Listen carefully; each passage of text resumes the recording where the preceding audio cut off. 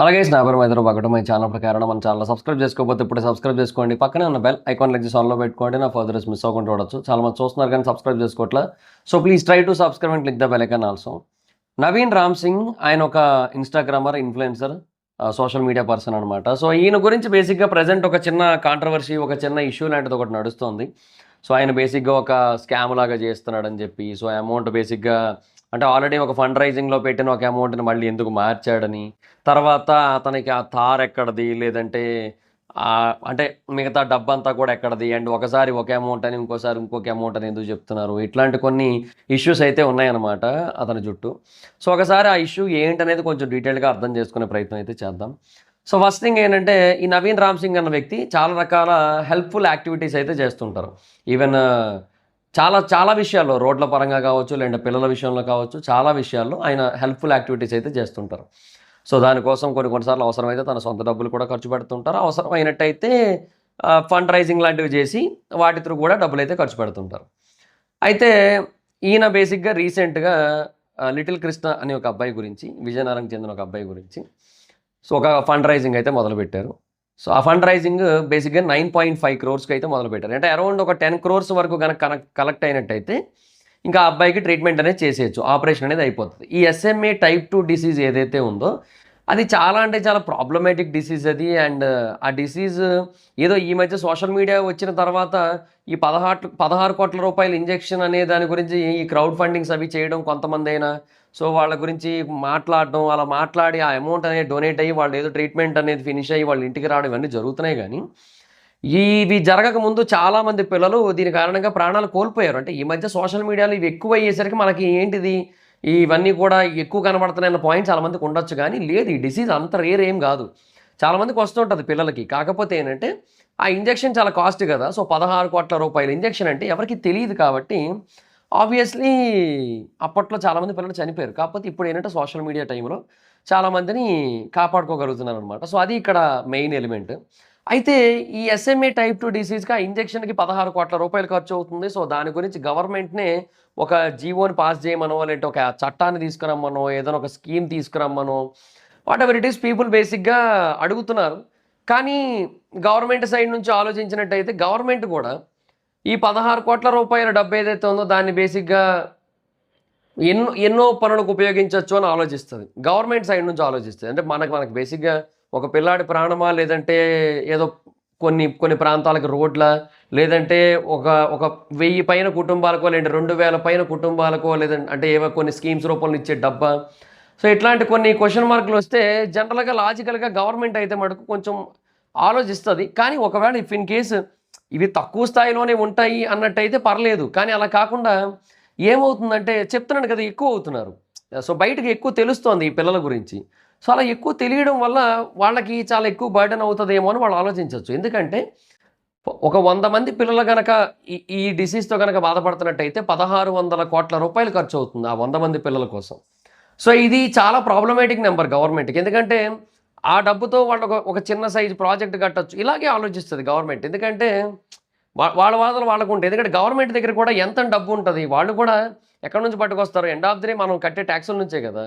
So వాటి నుంచి ఎంతవరకు తేగలుగుతారో అంతవరకే తేగలరు తప్పిస్తే వాళ్ళు మరీ ఎక్కువ కూడా తేలేరు కదా. సో అదొక పాయింట్ అయితే ఉంటుంది. సో అందుకని గవర్నమెంట్ కూడా ఇంకా స్కీమ్ అయితే తీసుకురావట్లేదు పూర్తి స్థాయిలో. సో క్రౌడ్ ఫండింగ్ అనేది చేయాల్సి ఉంది ప్రస్తుతానికి, మరి పిల్లల కోసం తప్పదు, వేరే ఆప్షన్ కూడా లేదు అప్పటి వరకు. ఆయన కూడా అదే చెప్తున్నారు. సో గవర్నమెంట్ ఒక స్కీమ్ తెచ్చేంత వరకు మేము ఇలాగే చేయాలంటే మరి మాకు వేరే దారి లేదు కదా పిల్లల్ని కాపాడుకోవాలంటే అని చెప్తున్నారు. సో ఒక 4,20,000 మందో ఎంతమందో ఇస్తే అది 9 crores దాటేసింది, 9.5 crores దగ్గర అయిపోయింది. సో అంతమంది ఒకవేళ ఓ చోట చేరితే డబ్బులు అయిపోతున్నాయంటే అలా కూడా కాపాడుకోవచ్చు పిల్లల్ని, అది వేరే విషయం. కాకపోతే ప్రతిసారి అంటే ప్రజలు కూడా సపోర్ట్ చేస్తారో లేదో కూడా క్వశ్చన్ మార్కే. ఎందుకంటే ఒక 4-5 సార్లు చేసిన తర్వాత మేబీ పిల్లల కోసమే అయినప్పటికీ కూడా సో వాళ్ళ దగ్గర ఉండకపోవచ్చు ఆ టైంకి, లేదంటే ఉన్నా కూడా వాళ్ళకేమైనా అవసరాలు ఉంటాయేమో ఆలోచించవచ్చు, లేదంటే రేపొద్దున వాళ్ళకేమైనా అవసరం వచ్చినా సరే ఇలా ఎవరైనా నిలబడతారా లేదన్న క్వశ్చన్ మార్క్ రావచ్చు, లేదంటే కొన్ని నిలబడి వాళ్ళు ఎవరైనా సరే ప్రజల ముందుకు వచ్చినా ఆ టైంకి వాళ్ళకి అంతలా మద్దతు వస్తుందో లేదన్న క్వశ్చన్ మార్క్ రావచ్చు. ఎన్నో క్వశ్చన్లు తిరుగుతుంటాయి. ఒక సాధారణ మధ్యతరగతి వ్యక్తి బ్రెయిన్లో తిరిగే మాటలు, ఆలోచనలు కొన్ని వందల స్థాయిలో ఉంటాయి. సో వాటిని ఎవరు గెస్ చేయలేరు కూడా. ఇప్పుడు సపోర్ట్ చేస్తున్న వాళ్ళు కూడా చాలామంది ఆ మధ్యతరగతి వాళ్ళే ఉంటారు కూడా. కానీ వాళ్ళు ఏంటంటే ఒక బాబుని కాపాడదామని చెప్పి హెల్ప్ అయితే చేస్తారు. సో ఇవన్నీ కూడా జరిగాయి, ఓకే. అయితే ఇప్పుడు పాయింట్ ఏంటంటే అతను బేసిక్గా ఆ క్రౌడ్ ఫండింగ్ చేయడం అనేది అసలు తప్పేమీ కాదు. ఎందుకంటే ఆ పిల్లల ప్రాణాలైతే కాపాడతారు కాబట్టి అందులో తప్పేమీ లేదు. సో, ఇంక నేను బేసిక్‌గా నేనేదైతే చేశానో పోనీ దాన్ని కూడా కొంతమంది తప్పన్నారంటే ఓకే. అది నా బిజినెస్ లాస్ అయింది. నేను అడిగాను. అది మీకు తప్పనిపించింది ఓకే. సో, నేను అందుకే కదా అవన్నీ ఇచ్చేస్తానంటున్నాను మళ్ళీ. నేను కూడా బేసిక్‌గా నెక్స్ట్ ఇయర్ జనవరి ఆ టైంకి అంటే నెక్స్ట్ ఇయర్ జనవరి ఎండింగ్‌కో ఫిబ్రవరి 7కే సో, నెక్స్ట్ ఇయర్ అంటే ఈ ఇయర్ నేను క్రౌడ్ ఫండింగ్ చేసిన డేట్‌కే నెక్స్ట్ ఇయర్ నేను నా అమౌంట్ ఏదైతే ఉందో 2,72,000 ప్లస్ నాదొక 1,00,000 కలిపి 3,72,000 ఆర్గనైజేషన్స్ అన్నిటికి ఇచ్చేస్తాను. సో, ప్రసాద్ గారి అమౌంట్ ప్రసాద్ గారికి ఇచ్చేస్తాను. వీఆర్ అమౌంట్ వీఆర్‌కి ఇచ్చేస్తాను. సో, ఎందుకంటే ఈ 1,500 మంది సో, వాళ్ళెవరో డీటెయిల్స్ ఏంటో ఏమీ తెలీదు. వాళ్ళని అప్రోచ్ కాలేము. ఒకరికిచ్చి ఒకరికి ఇవ్వకుండా ఉండలేము. సో, వాళ్ళేంటంటే మంచి ఉద్దేశంతో మనకిచ్చారు కాబట్టి సో, అది ఆశ్రమంలో ఉన్న పిల్లలకో, లేదంటే వృద్ధులకో ఎవరో ఒకరికి వాళ్ళకి గనక చేరినట్టయితే వాళ్ళు సంతోషిస్తారు కదా అని చెప్పి ఇంకా అలా నా అమౌంట్ కూడా ఒక 1,00,000 కలిపి 2,72,000కి ఆ 1,00,000 కలిపి నేను ఇచ్చేస్తాను ఆర్గనైజేషన్స్‌కి అన్నిటికి కూడా. సో, అలా అన్నారంటే ఓకే. అది బానే అదొక అర్థం ఉంది. సో, వీటిని అనడానికి లేదు. ఎందుకంటే ఇంకొక దారి కూడా లేదు. ఇంకొక ఆప్షన్ కూడా లేదు ఆ పిల్లల్ని కాపాడడానికి. సో, అదనమాట. సో, అందుకని క్రౌడ్ ఫండింగ్ అయితే చేస్తారు. అయితే ఇక్కడ ఎక్కడ ఇష్యూ వచ్చిందంటే బేసిక్‌గా 9.5 క్రోర్‌కి పెట్టిన క్రౌడ్ ఫండింగ్‌ని ఇంకొక 2,00,00,000 పెంచారనమాట. సో, 11.5 కోట్లు చేశారు ఆ క్రౌడ్ ఫండింగ్‌ని. సో, అది చాలా మందికి ఒక క్వెషన్ మార్క్ అయిపోయింది. అండ్ ఆ తర్వాత దాన్ని చూసి ఇంకా వేరు వేరు క్వెషన్స్ ఏవో రైజ్ చేస్తున్నారు. ఇవన్నీ కూడా ఉంటున్నాయన్నమాట. కాకపోతే ఇక్కడ క్వెషన్ ఏంటంటే అసలు బేసిక్‌గా ఆయన ఎందుకు చేశాడనే దానికి ఒక క్లారిటీ ఇచ్చాడాయన. సో, రిషి కుమార్ అని చెప్పి విజయవాడకి చెందిన ఒక అబ్బాయి ఉన్నాడు. ఆ అబ్బాయికి ఇంకొక 2,00,00,000 ఇవ్వడం కోసం 1.5 క్రోర్, 2 క్రోర్ సంథింగ్ ఇవ్వడం కోసం అంటే మరి వీళ్ళకి 10,00,00,000 కావాలన్నట్టయితే 9.5 ఇనీషియల్‌గా పెట్టారు కదా! సో, 10,00,00,000 కావాలన్నట్టయితే ఆ 10 ఇక్కడ ఇచ్చేస్తే మిగతా 1.5 మేబీ అక్కడ ఇవ్వచ్చు. So, whatever it is 9.5, 2 క్రోరా, 10 crore, 1.5 crore అనేది పక్కన పెడితే సో, ఈ పిల్లల కోసం విజయవాడకి చెందిన అబ్బాయి ఒకరు, విజయనగరానికి చెందిన అబ్బాయి ఒకరు. సో, ఇద్దరికీ ఇవ్వడం కోసం అని చెప్పి సో, ఇప్పుడు బేసిక్‌గా ఆ క్రౌడ్ ఫండింగ్‌లోని మళ్ళీ కొంచెం అమౌంట్ అయితే పెంచారనమాట. సో, ఇంకొంచెం అమౌంట్ యాడ్ చేశారు. సో, ఈయన తార్ అమ్మేసి కొంత అమౌంట్ ఇచ్చాడని చెప్పి ఒక వెర్షన్ ఉంటది. తర్వాత ల్యాండ్ అమ్మేసి ఇచ్చాడని ఒక వెర్షన్ ఉంటది. సో, ఇవన్నీ కూడా ఎక్కడివి? ఎలా వస్తున్నాయి? అనే ఒక క్వెషన్ మార్క్ చాలా మంది నుంచి వస్తుంది. ఫస్ట్ థింగ్ ఏంటంటే ఎవరు చెయ్యరు, చేసేవాళ్ళని చేయనియ్యరు. ఇదే ప్రాబ్లమ్ ఉంటది చాలా చోట్ల. సో, ఇప్పుడు ఆయన ఏదో చేస్తున్నాడు. ఆయన ఏదో అందరిని ఓ చోట చేరుస్తున్నాడు. అందరిని ఓ చోట చేర్చి ఏదో బాధలు పడి, ఇబ్బందులు పడి వాళ్ళ పిల్లలకైతే హెల్ప్ చేస్తున్నాడు. ఆ పిల్లల పేరెంట్స్ బేసిక్‌గా వాళ్ళని ఆ బాబుని కాపాడుకోగలుగుతున్నా అని చెప్పి చూస్తున్నారు గదా! సో, ఇవన్నీ కూడా అంటే ఇప్పుడు థింగ్ ఏంటంటే చాలామంది ఉన్నారబ్బా! మన దగ్గర హెల్ప్‌లు చేసేవాళ్ళు. ఇప్పుడు చాలామంది పెద్ద పెద్ద క్రియేటర్స్ చాలామంది ఉన్నారు. ఇప్పుడు 'హర్ష సాయి' ఉన్నారు ఫర్ ఎగ్జాంపుల్. ఆయన ఎంత హెల్ప్ చేస్తారాయన? ఆయన చేసే హెల్ప్‌లు బేసిక్‌గా ఒక్కొక్కసారి అయితే నాకు తెలిసి ఒక 70, 80 లక్షల వరకు ఎళ్ళిపోద్ది. ఒక వీడియోలో ఆయన చేసే హెల్పు. ఒకతన్ని మిల్క్ మ్యాన్‌ని మిలియనియర్ చేస్తా అని చెప్పి ఒకటుంటది వీడియో. అతనికి ఎన్ని పాడి పశువులు కొనిస్తారు, ఒక పశువులు కొట్టం పెట్టిస్తారు. దానికోసం ఒక ఎకరం పొలం కొంటారు. మళ్ళీ దాంట్లో ఈ పంటలవన్నీ పండేలాగా మళ్ళీ వాటర్ సిస్టము, ఇరిగేషన్ సిస్టము అన్నీ ఏర్పాటు చేసి ఒక ఇల్లు లాంటిది కూడా కట్టేసిచ్చి, డబ్బిచ్చి ఇంత చేస్తారు. ఆ ఒక్క వీడియోకి నాకు తెలిసి 70, 80 లక్షలు అయ్యుంటాయి. మనం మనం అడుగుతామా ఎక్కడి నుంచి వచ్చాయని? అది బేసిక్‌గా వాళ్ళకున్న యూట్యూబ్ నుంచి వచ్చిన వేరు వేరు సోర్సెస్ నుంచో, వాళ్ళ పర్సనల్ డబ్బులు కొంత కలిపో, ఏమైనా చిన్న చిన్న బ్రాండ్స్ ఏమైనా వచ్చినట్టయితే వాటి త్రూ వచ్చిన డబ్బులు అవన్నీ తీసుకొనెళ్ళి ఒకరి జీవితాన్ని అట్లా మారుస్తారు. సో, ఇక్కడ కూడా అంతే.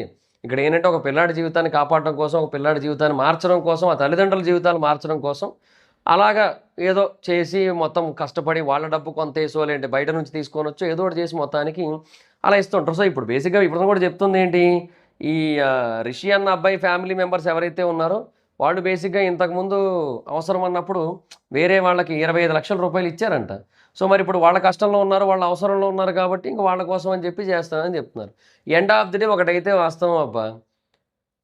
మేబీ ఇఫ్ ఇన్ కేస్ దీన్ని ఇంకొక యాంగిల్‌లో కూడా చూద్దాం పోనీ. సరే పోనీ అతను ఇంత కష్టపడుతున్నాడు గదా! అతనికి తెలియకుండానే అంటే మొత్తం వచ్చిన డబ్బు ఏదైతే ఉందో దాంట్లో అవసరానికి మించి డబ్బొచ్చిందబ్బా! అనుకుందాం. సో, ఒకవేళ 11,00,00,000 లేదంటే 15,00,00,000 కావాలి. 15,00,00,000 కావాలనుకుందాం. కానీ అక్కడ వచ్చింది 15,50,00,000 లేదంటే 15,70,00,000 వచ్చాయనుకుందాం పోనీ. సో, అప్పుడు అవసరానికి ఏదైతే డబ్బు కావాలో ఆ డబ్బు ఇచ్చేసి మిగతా డబ్బు ఆయన దగ్గరే ఉందనుకుందాం. ఆ డబ్బుని మేబీ ఆయన తన స్వప్రయోజనాలకు వాడుకొని లేదంటే వేరే ప్రాబ్లమ్స్ కోసం వాడుకొని అక్కడ సమస్య ఏంటి? అతను సొంతంగా తన కోసం తాను వాడుకుంటున్నట్టుగా కూడా మోస్ట్‌లీ ఎక్కడ కనబడలేదు. అంటే ఆయన వేరే హెల్ప్‌ఫుల్ యాక్టివిటీస్ కూడా చేస్తున్నాడు. ఆయన అయి చెయ్యకపోతే ఏమో పోనీ ఇదొక్కటే చేస్తున్నాడంటే ఏమో. సో, ఆయన ఆ డబ్బు అందాక తన దగ్గర పెట్టుకొని, ఆ తర్వాత ఏమైనా వేరే అవసరాలు వచ్చినప్పుడు వాటి కోసం వినియోగించుండొచ్చు. సో అదే అంటున్నా ఇక్కడ ప్రతిదీ కూడా ప్రాబ్లం ఏంటంటే అకౌంటబిలిటీ అంటారు. అకౌంటబిలిటీ బదులు మీరు ఇనిషియేషన్ తీసుకోవచ్చు కదా! ఎవరైతే క్వెషన్ చేస్తున్నారో. సో ఎవరు ఇనిషియేషన్ తీసుకోరు. ఆయన ఇనిషియేషన్ తీసుకొని ఆయన కష్టపడి ఆ తల్లిదండ్రుల ప్లేస్‌లో ఉంటే తెలుస్తది. అంటే బేసిక్‌గా చెప్తున్నాను కదా! ప్రాబ్లమ్ ఏంటంటే రకరకాల మాటలొస్తుంటాయి. ఏందో ఇది బేసిక్‌గా ఏంటంటే ఇది రాజకీయం అయిపోతుంటది మెల్లిమెల్లిగా. చాలా రాజకీయం అయిపోతుంటది దీని చుట్టూ. అంటే ఏం లేదు. చేసేటోడిని కూడా చేయనీయకుండా చేస్తారనమాట. చెడగొట్టడం. చేసేటోడిని కూడా చెడగొట్టడం. సో మంచి చేయాలనుకున్నోడిని కూడా ఎందుకొచ్చింది నాకు ఈ తలనొప్పి ఆపేద్దాంలే అని అనిపించేలా చేయడం అనమాట. ఇప్పుడు బేసిక్‌గా మొన్న అంతెందుకు అదేదో రాయ్ ఎన్టీఆర్ అని చెప్పి ఒక గ్రూప్ ఉంది. వాళ్ళేమో సేవా కార్యక్రమాలు చేశారు. సో ఎన్టీఆర్ గారి పేరు చెప్పి అవన్నీ చేయడం అనేది కరెక్ట్ కాదు అని చెప్పి ఏదో చిన్న ఇష్యూ అయింది. సో మీరు చేయాలనుకుంటే మీరు సొంతంగా చేసుకోండి. ఎన్టీఆర్ గారి పేరు చెప్పి చేయొద్దని చెప్పి ఒక చిన్న ఇష్యూ అయింది. సో ఇంకా వాళ్ళు బేసిక్‌గా వాళ్ళ కార్యక్రమాలన్నీ ఆపేశారు. మాకెందుకు ఈ తలనొప్పి అని చెప్పి. అంటే చేసేటోడు కూడా చేయడం మానేస్తున్నారనమాట. అంటే ఏం లేదు. మనం ప్రతిదాన్ని కూడా భూతద్దంలో పెట్టి చూడడం అనేది అన్నెసెసరీ. సో అక్కడ ఒక పిల్లాడి ప్రాణం కాపాడబడుతుంది. ఓకే. పోనీ మీకు అందులో నిజంగా అంత పెద్ద స్కామ్ ఉంది. అంత స్కామ్ చేసే డబ్బుంది. అది మనం గనక చేసినట్టయితే మనకి బోలెడు డబ్బులు మిగిలిపోతాయన్నట్టయితే మీరైనా చేయొచ్చు కదా! ఆయన బేసిక్‌గా చెప్తున్నాడు కదా! ఆయన మిలాప్ నుంచి తర్వాత ఇంకా ఫండ్ రైజర్స్ ఏవైతే పెద్ద పెద్ద ఇంటర్నేషనల్ ఉంటాయో వాటి నుంచే చేస్తున్నాం. మేము ఓన్ క్యూఆర్‌లు ఏమి పెట్టట్లేదని కూడా చెప్తున్నారు కదా! సో అవన్నీ ఉన్నప్పుడు జనరల్‌గా ఆ పిల్లాడి జీవితం గురించి ఆలోచించాలి తప్పిస్తే ఇక్కడ ఏమైపోతుందని చెప్పి దాంట్లో కూడా భూతద్దం పెట్టి ఇంకెందుకు ఆ ట్రీట్మెంట్ జరుగుతున్నప్పుడు వెళ్ళి హాస్పిటల్‌లో చైర్‌లేసుకొని కూర్చోండి లోపల క్యాబిన్‌లో ఆపరేషన్ థియేటర్‌లో. డాక్టర్ చేస్తుంటే పక్కన చుట్టూ కూర్చొని అక్కడ అందరూ కూర్చొని లాగులు తీసుకోండి. ఇక అలాగే ఉంది. అంటే అదే చెప్తున్నాడు కదా! ఇంకా అలాగే చేయాలేమో ఇంకీళ్ళకి. ఇంకా డాక్టర్‌తో ఇంటర్వ్యూలు కావాలి ఈళ్ళకి. ఏదో ఒకటి చేయాలంటారు ఇంక మొత్తానికి ప్రతీదీ కూడా. ఇక అలా అయిపోయింది ఇంకేం చెప్తాం ఇంకా సిట్యుయేషను. సో అదంటున్నా. సో ఆయనదైతే నాకైతే తప్పేం కనపడలేదు నాకైతే. ఆయన బాగా జెన్యూన్‌గానే చేస్తున్న ఫీలింగే కనపడింది నాకు. సో మరి మీకేమనిపించిందనేది కింద కామెంట్ సెక్షన్‌లో చెప్పండి. మీ అభిప్రాయం ఏంటో చెప్పండి. అంటే గవర్నమెంట్ గురించి నేను ఒక అభిప్రాయం చెప్పా. ఏమని గవర్నమెంట్ బేసిక్‌గా ఒక స్కీమ్‌ని ఇలాంటిదాన్ని తీసుకురావాలంటే ఒక 100 మంది పిల్లలు గనక ఒక సంవత్సరంలోనో లేదంటే వాళ్ళు టర్మ్‌లో ఉన్న 5 ఏళ్లలో పోనీ వచ్చినా సరే ఆ 100 మంది పిల్లలకి 1600 కోట్లు అవుతది గవర్నమెంట్ నుంచి. అది ప్రాబ్లమే అది గవర్నమెంట్‌కి ఎంత కాదన్నా సరే. ఎందుకంటే అది టాక్స్ పేయర్స్ రెవెన్యూ అది. ఆ రెవెన్యూని బేసిక్‌గా వాళ్ళు వేరే పర్పస్‌లకి చాలా వాడాల్సి ఉంటుంది. మళ్ళీ గవర్నమెంట్ స్కీమ్స్ వేరే ఉంటాయి. సో గవర్నమెంట్ ఎంత ఇవ్వగలుగుతది మహా అయితే? గవర్నమెంట్ ఒక మహా అయితే ఒక 5, 6 కోట్ల రూపాయల వరకు ఇవ్వగలుగుతారు అంతే. అది కూడా పెద్ద బడ్డనే వాళ్ళకి. ఇప్పుడు 100 మంది అయితే 600 కోట్లు అవుతది వాళ్ళకి. 6 కోట్లు కనుక ఇచ్చినట్టయితే పిల్లలకి. సో అలాగే ఆలోచిస్తారు. పిల్లల జీవితాలా? లేదంటే అభివృద్ధి కార్యక్రమాలా? లేదంటే వేల కుటుంబాలా? అని ఆలోచిస్తారు వాళ్ళు. ఆలోచించినప్పుడు గవర్నమెంట్‌కి ఏది మంచి అనిపిస్తదో అంటే వాళ్ళకి ఏది పాజిటివిటీని ఎక్కువ తీసుకొస్తదో. ఇప్పుడు ఒక ఒక ఒక 20,000 కుటుంబాలకి లేదంటే ఇంకా చెప్పాలంటే 1,00,000 కుటుంబాలకి సాయం చేయొచ్చు. ఒక 600 కోట్లు గనక ఉన్నట్టయితే.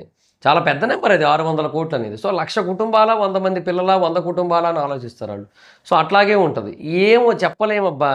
ఎండ్ ఆఫ్ ది డే వాళ్ళు ఎలా ఆలోచిస్తారనేది లాజికల్‌గా ఆలోచిస్తారా? ఎమోషనల్‌గా ఆలోచిస్తారా? రాజకీయంగా ఆలోచిస్తారా? అంటే పొలిటికల్లీ మోటివేటెడ్ థాట్స్‌తో ఆలోచిస్తారా? ఏంటనేది మనం చెప్పలేం గానీ, దాన్ని బట్టే వాళ్ళ యొక్క నిర్ణయాలైతే ఆధారపడి ఉంటాయి. అదైతే పక్కా.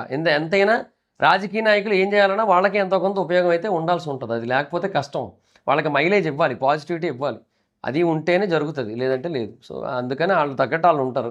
సో వాళ్ళు ఏం చేస్తే బెటర్ అనేది మీరు కూడా చెప్పండి. And at the same time ఇప్పుడు మేబీ మనకి ఎమోషనల్‌గా ఉన్నప్పుడు మనకనిపిస్తది. అరే! ఒక పిల్లాడి ప్రాణం కంటే ఇవన్నీ ఎక్కువ అని చెప్పి. కానీ జనరల్‌గా ఒక విలేజ్‌లో ఒక బాగా మారుమూల ప్రాంతంలో ఉన్న ఒక పల్లెటూరులో అసలు నడవాలంటే అసలు కాళ్ళకి చెప్పులేసుకున్నా కూడా మేకులు లాంటి రాళ్ళు గుచ్చుకుపోయేంత రోడ్లుంటాయి. వాళ్ళనెళ్లి అడిగితే లేదు మాకు రోడ్డే ముఖ్యం అంటారు. అలాగే కొన్ని గ్రామాలుంటాయి. వాళ్ళకి తాగునీటి సదుపాయం సరిగ్గా ఉండదు. వాళ్ళ దగ్గరికెళ్లి అడిగితే ఒక పిల్లాడి ప్రాణం 16,00,00,000 అదే 16,00,00,000 పెడితే మీ దగ్గర ఒక పెద్ద ట్యాంక్ కట్టేయొచ్చు. నీళ్లు ఇచ్చేయొచ్చు మీ గ్రామం మొత్తానికి కూడా. మీరు ఏం చేయమంటారు? పిల్లాడి ప్రాణం కాపాడాలా? మీకు నీళ్లు ఇవ్వాలా? లేదా పిల్లాడి ప్రాణం కాపాడాలి అంటే మీరు బేసిక్‌గా అప్పట్లాగే రోజు 4, 5 కిలోమీటర్ల బిందెలు పట్టుకొని ఎళ్లి నీళ్లు తెచ్చుకోవాలి అన్నట్టయితే వాళ్ళు ఏం చెప్తారు? వాళ్ళు బేసిక్‌గా ఆ పిల్లాడి ప్రాణం మాకేం తెలీదు. మీకు ఎక్స్‌ట్రాగా డబ్బులుంటే ఆ తర్వాత చేసుకోండి. కానీ ముందు మాకైతే మటుకు నీళ్ళ ట్యాంకు, నీళ్లు ఇప్పించేసేయండి అంటారు.